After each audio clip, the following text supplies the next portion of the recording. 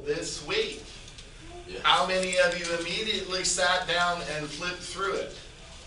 I don't ask that you read it cover to cover, but you should flip through it as soon as it comes out. One of the things that I learned is there is now an English language Toastmaster club in Mongolia.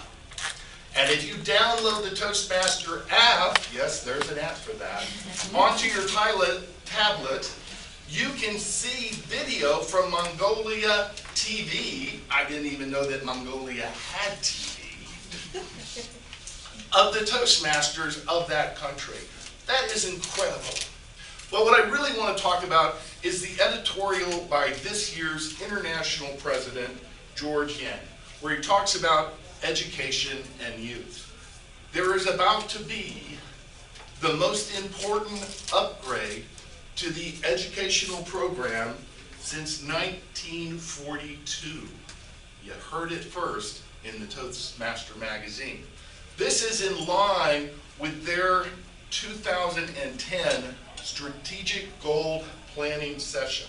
If those of you, I'm not going to go into the organization of the International Board of Directors, but the people who sit on that board are Toastmaster fanatics. They have been through every office that is offered in the district. Then they move into a regional directorship before they're allowed to sit on the board. There's a fourth, third, second, first, till finally, after that many years of service, they become international president. How many people know who founded Toastmasters? No, all the way up. 1, 2, that's a sort of, Lynn. 3, 4, 5, 6, 7. Half of you. Ralph Smedley graduated from Wesleyan in 1903 and became an education director at the YMCA. He tried several times to start up a club to teach public speaking to young men until he came across what became Toastmasters. He settled on a program that grew and grew and grew. On the anniversary of his 80th birthday in 1958, as part of his speech to the convention of Toastmasters, he quoted Herbert Spencer on the importance of education.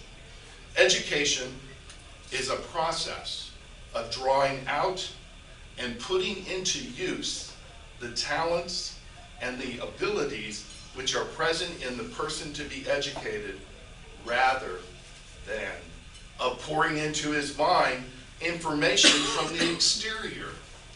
Pouring information into a mind, that sounds so much like teach to the test. What is our educational system doing today? They're teaching the kids how to pass the test. Toastmasters is a step away from that. It wants to excite you, inflame you into a life of lifelong learning by improving your public speaking skills, interpersonal communication, leading in management, and building confidence. And how do we build confidence in Toastmasters? It's the same thing that Ralph Smedley discovered in teaching young men how to be better public speakers. You learn by doing, by speaking, by doing table topics, by doing evaluations. You improve by practice and criticism. Now, criticism is not really what an evaluation is about. It's constructive suggestions on how to improve while also pointing out things that you're doing that are distracting from your speech. A little soft shoe is not appropriate at this moment.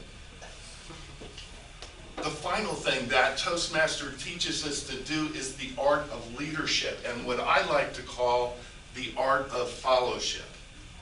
After you learn how to be a president, you also have to learn how to step back and let the next person whose role is to be the president to do their best, regardless of how good that is, because they have to learn by doing, by failing, by moving on and learning something new.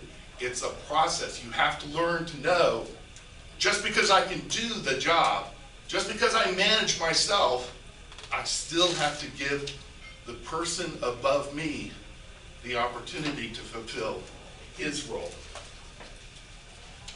Toastmasters, we've heard several speeches today about how Toastmasters is organized, how we increasingly become better through practice for improvement in these 4 core values: integrity, respect for the individual, service to members, and dedication to excellence.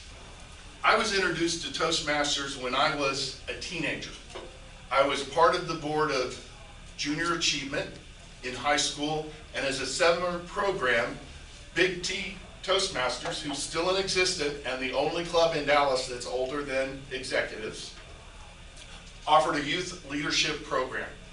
8 meetings once a week where we, the kids, came in and led our meetings, made speeches, did table topics, and attempted constructive criticism through evaluations.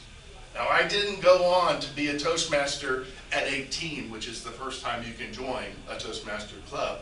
I waited until 20 years later when I found Executive Toastmaster and became part of this great community process. I challenge each of you. Consider your goals. Why are you here?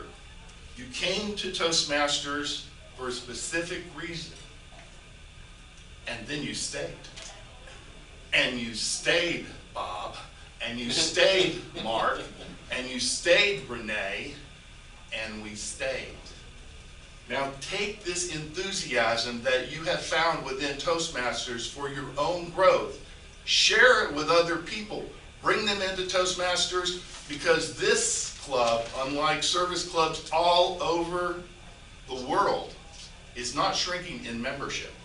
It is growing, it is changing, it is improving every year. Mr. President.